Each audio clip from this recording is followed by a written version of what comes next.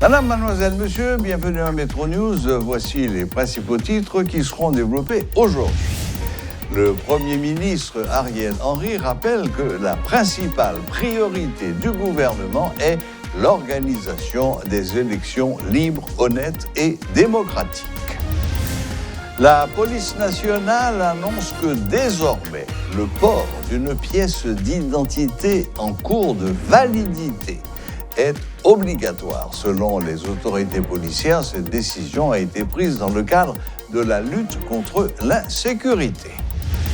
Le protecteur du citoyen, Renan Hédouville, se montre pessimiste quant à l'aboutissement de l'enquête relative à l'assassinat du président Jovenel Moïse. Toutefois, il dit prendre acte de la désignation d'un nouveau juge chargé d'instruire le dossier.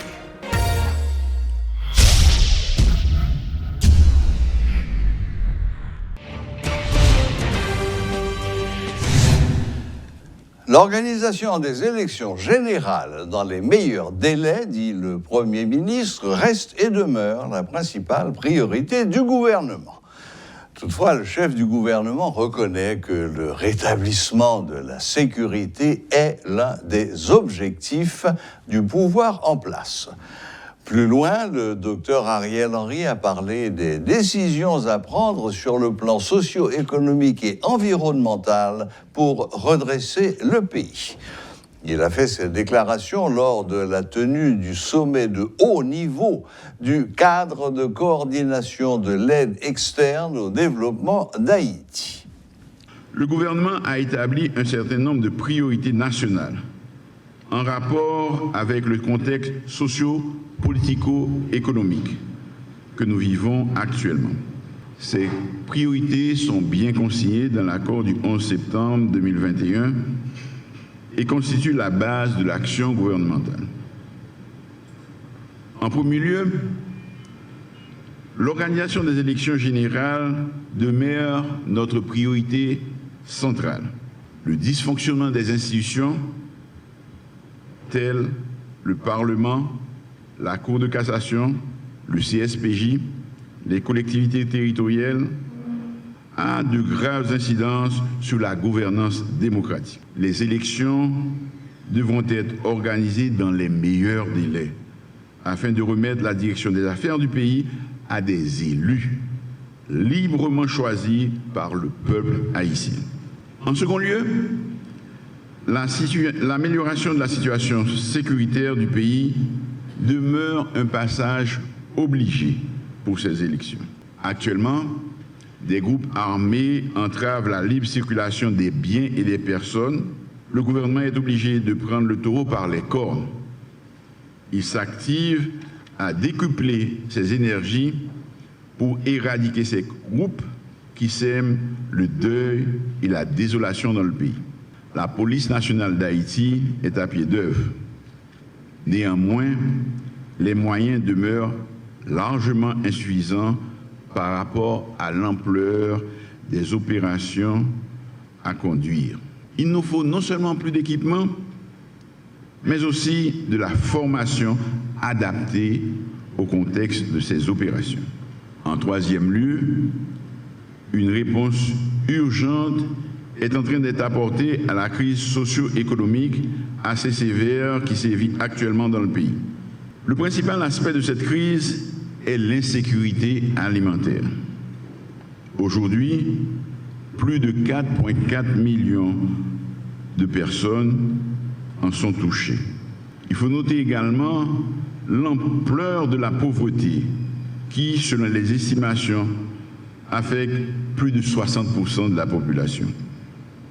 De plus, il y a lieu de considérer la crise migratoire qui vient aggraver notre situation de précarité, où des milliers de nos ressortissants sont rapatriés dans des conditions difficiles. Enfin, le renforcement de la résilience du pays face aux catastrophes naturelles figurent parmi nos priorités. Les phénomènes naturels, sécheresse, inondations, cyclones, séismes, contribuent énormément à empirer notre situation.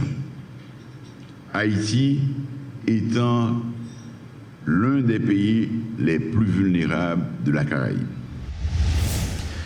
La police nationale rappelle que la palpation et la vérification d'un sac ou d'un véhicule s'inscrivent dans le cadre des règles du contrôle de sécurité. La police nationale encourage chaque citoyen à collaborer dans cet exercice consistant notamment à prévenir les actes criminels.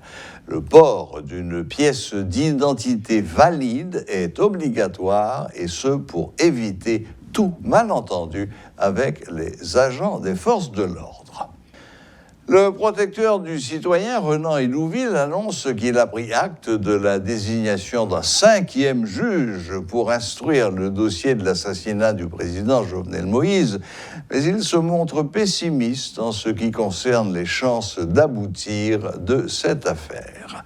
Il prêche en faveur de la recherche des auteurs intellectuels du crime et pour la compétence universelle de la justice concernant ce dossier.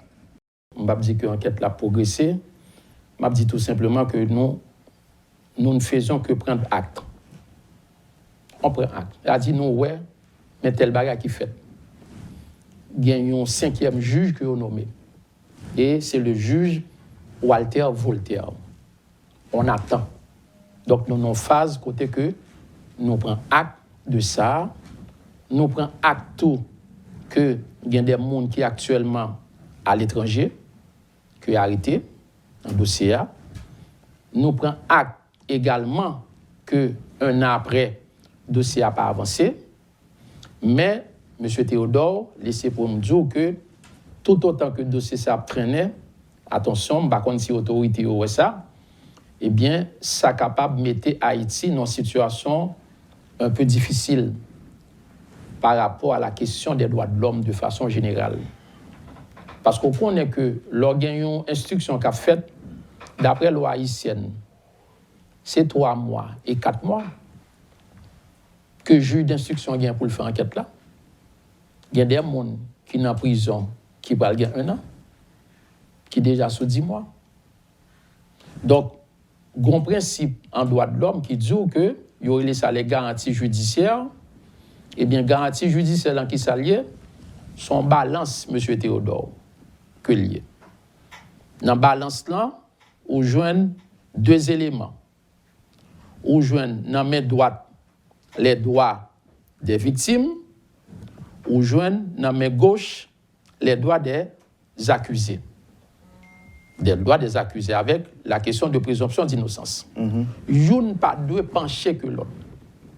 C'est-à-dire, balance qui gagne droit accusé a pas de trop pencher, balance qui gagne droit des victimes non, pas de pencher. Alors, parce que quelque part, la posé problème.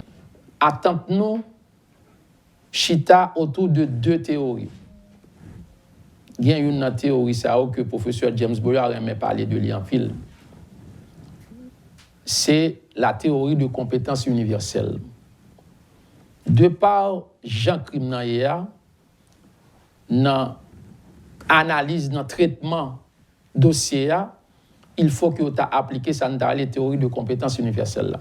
Cela veut dire, quel que soit le monde qui est impliqué de près, de loin ou de très très loin, eh bien, en vertu de la théorie de compétence universelle, là, et ce n'est pas seulement pour ça, pour tout l'autre cas, et pour on a fait avec droit monde, eh bien, suivant la théorie de compétence universelle, là, il est capable de juger n'importe côté. Deuxième théorie classique que m'a avancé pour me répondre à la question ça, eh bien, son théorie, il est en droit de l'homme, nos théories de commandement, qui peut jamais appliquer en Haïti. Théorie de commandement, ça veut dire, c'est que depuis qu'on fait un procès, on fait une enquête criminelle, M. Théodore, il ne faut pas contenter seulement 2 personnes qui étaient avec Zam qui ont tué mon non, ou bien 2 personnes qui étaient dans la machine non, avec mon qui ont tué là, ou bien 2 motocyclistes qui étaient mis mon derrière de la qui ont tué là non. Il faut remonter au donneur des ordres. Au cerveau. Au cerveau. Pour qu'on ait un cas qui traitait dans le système judiciaire haïtien qui montait au cerveau. Et il y a un cas emblématique, j'ai présenté ce personnage dans mon livre, Jean-Léopold Dominique. 3 avril 2000, M. Théodore. Autant de, au moins, gagner un cerveau que vous mettez en examen. Nous avons seul, vous avez cité non comme ça, bon, après ça, et soit vous défié la justice, ou bien pas qu'on est, on va quelconque ancienne sédatrice, mais pas de personne, non. Donc, il y a des gens qui ont tué Jean-Léopold Dominique, il y a des gens qui ont arrêté, il y a des gens qui ont mouru les organes, etc. Mais il faut remonter au donneur des ordres. C'est pareil pour M. Dorval. Exact. Des citoyens de la capitale ont exprimé leur préoccupation par rapport à l'environnement insalubre dans lequel fonctionnent les marchés publics et notamment le lien existant entre les petits commerçants et l'insalubrité. Certains estiment que c'est une source de contamination au cas où la variole du singe ferait son introduction dans le pays, tandis que d'autres ne s'en soucient même pas. Certaines mesures appliquées pour faire face au coronavirus doivent être réactivées selon certaines personnes interrogées par Métropole. Suivez ce reportage de Rudolph Pierre-Louis.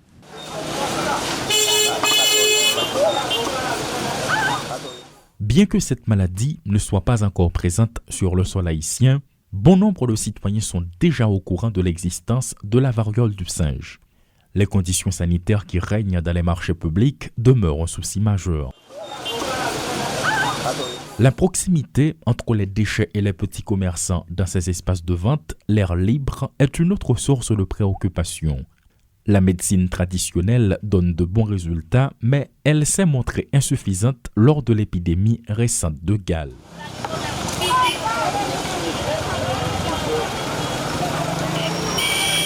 Un peu partout dans la capitale et dans les quartiers populaires, la préoccupation est grande et les témoignages sont inquiétants.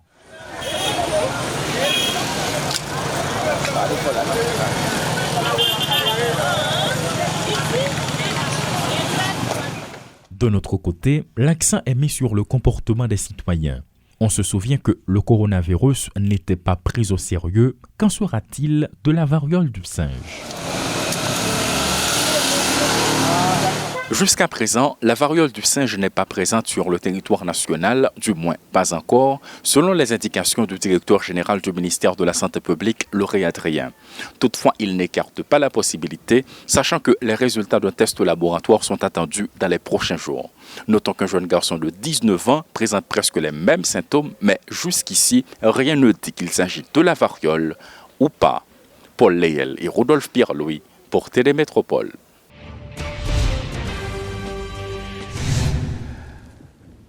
Apparemment, les membres du comité de médiation s'apprêtent à présenter un premier rapport sur l'avancement des discussions qu'ils ont avec les autres accords, ou les discussions qu'ils n'ont pas avec les autres accords.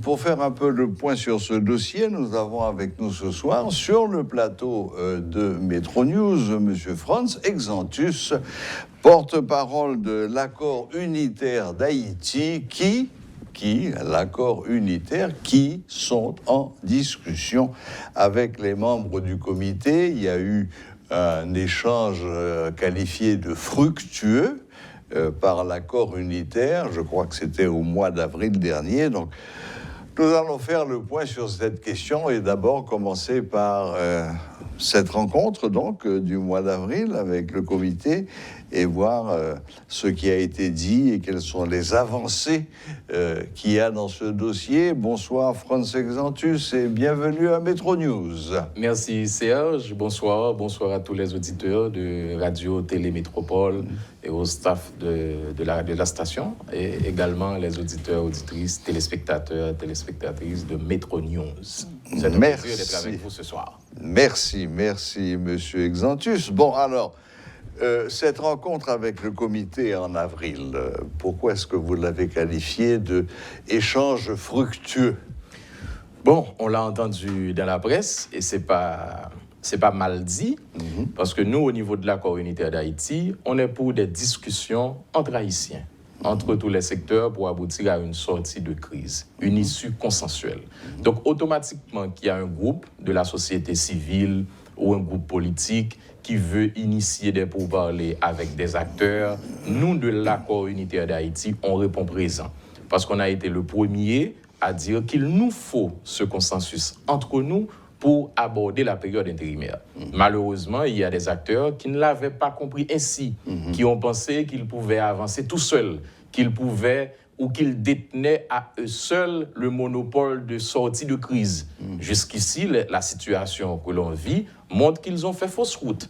Pour avoir une solution aujourd'hui, il faut que l'ensemble des acteurs s'asseyent autour d'une table. On tient compte de toutes les propositions qui sont d'ailleurs publiques et à partir de là, on fait un accord final ou un accord global pour une sortie de crise. Nous, au niveau de l'accord unitaire d'Haïti, on y croit et c'est pourquoi, quand on a été contacté par Monseigneur Beauvoir, on a répondu à l'invitation à l'hôtel Kinam, c'était le 28 avril dernier. On a discuté. Et maintenant, il s'apprête à faire sortir un premier rapport sur les échanges que le comité a eu avec des acteurs.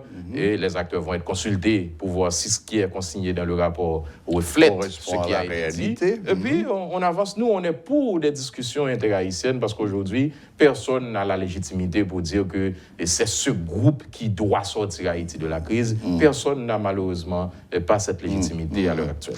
Mais, M. Exantius, l'accord unitaire d'Haïti a un certain nombre de propositions précises. Je crois que vous êtes pour un exécutif bicéphale, par exemple. Tout à fait. Au niveau de l'accord unitaire d'Haïti, notre proposition est claire. On est pour un exécutif bicéphale avec un triumvirat à la présidence, 3 personnalités, et un Premier ministre qui va former un gouvernement de consensus avec les représentants des secteurs clés de la vie nationale.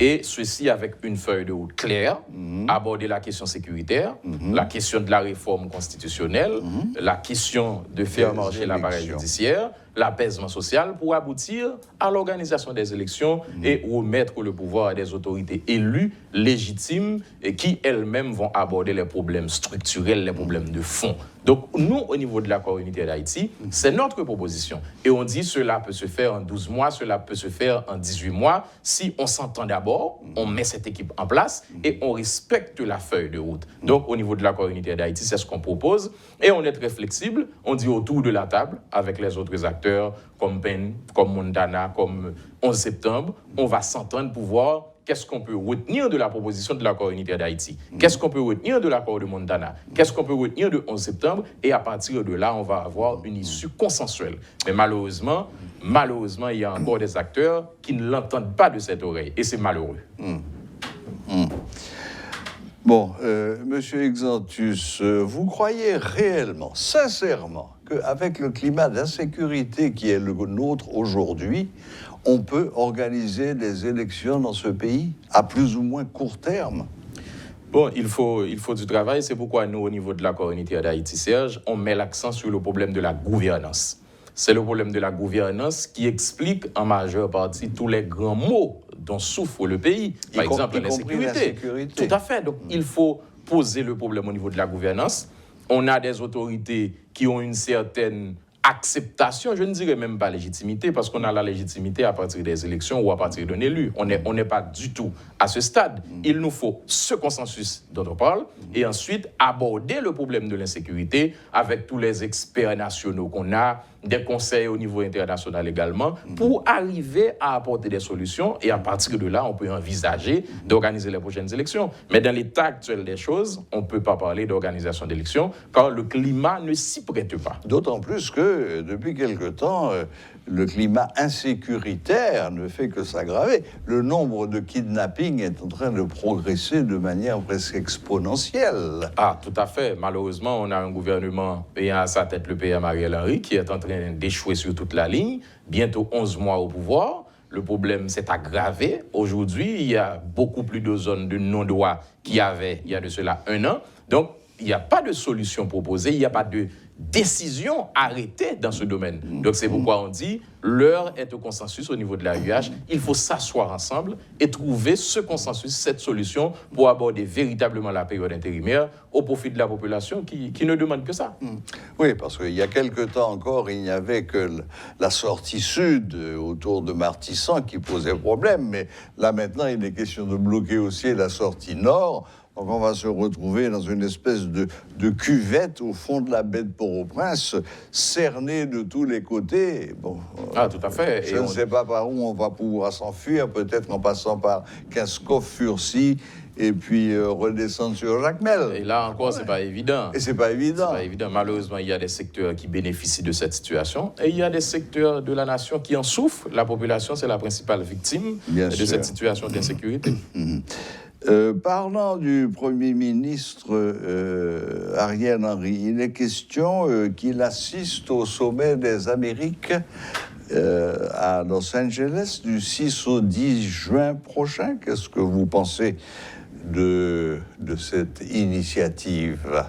Bon, au niveau de l'accord unitaire d'Haïti, Serge, quand on a eu cette nouvelle, on a été vraiment étonné d'entendre ça parce que, en principe, même si le PM Ariel Henry avait reçu une invitation pour participer au sommet des Amériques, il devait en principe la décliner. Pour la simple et bonne raison, au sommet des Amériques, c'est des chefs d'État, des chefs de gouvernement de la Caraïbe, de l'Amérique centrale, de l'Amérique du Sud, qui vont parler de gouvernance de démocratie chez eux, qui vont parler du respect des droits humains, qui vont parler d'élections, qui vont parler de projets sociaux et qui vont parler de perspectives d'atteinte des objectifs fixés. Mais entendons-nous, pour Haïti, si on prend la situation dans laquelle on se trouve, si l'on prend le bilan catastrophique du PM Ariel Henry, qu'est-ce qu'il va dire au sommet des Amériques? Qui va-t-il représenter? Il va Donc c'est très malheureux. Encore une fois, ce sera une honte pour nous tous haïtiens. On le dit haut et fort, c'est très malheureux parce que pour qu'il puisse participer positivement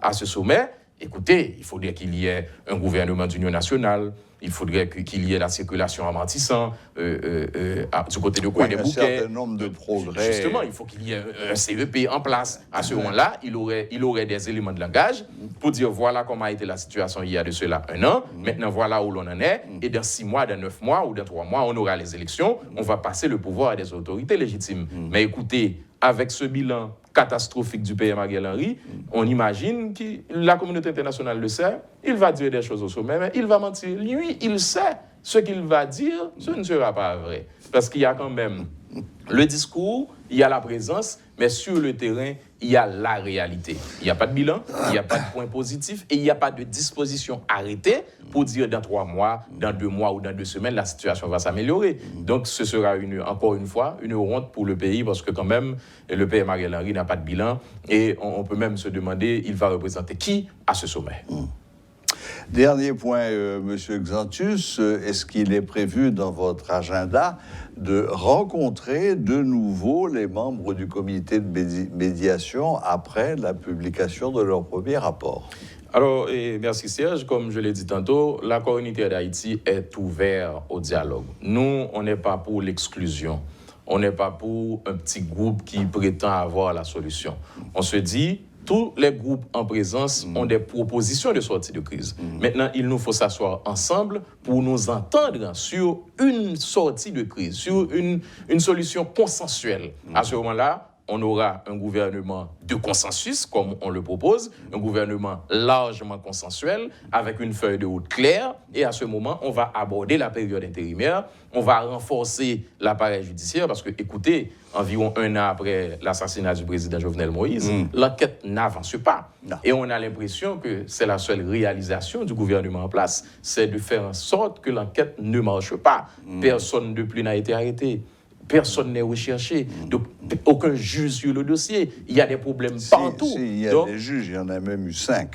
Il y en a qui se sont succédés, mais quel est le bilan, quel est le travail? Oui. Donc, justement, on est pour ce dialogue, et c'est ce dialogue entre les acteurs, les principaux acteurs, qui va faire venir cette solution tant attendue par la population, car le pays n'en peut plus. L'heure est au consensus, c'est le slogan de l'accord unitaire d'Haïti. Magnifique. Merci beaucoup, Monsieur Exantus. Merci d'être venu jusqu'à nous dans les studios de Métropole, nous parler de ce que vous faites de votre côté au sein de l'accord unitaire. Et on ne peut que souhaiter que, comme vous le demandez, l'heure soit enfin au consensus. Merci Serge, c'est à moi de remercier toute l'équipe de Métropole et également les téléspectateurs, téléspectatrices. Vous ne devriez pas désespérer, il faut quand même nous armer de courage parce que vivre en Haïti, c'est être très courageux. Voilà, la boucle est bouclée.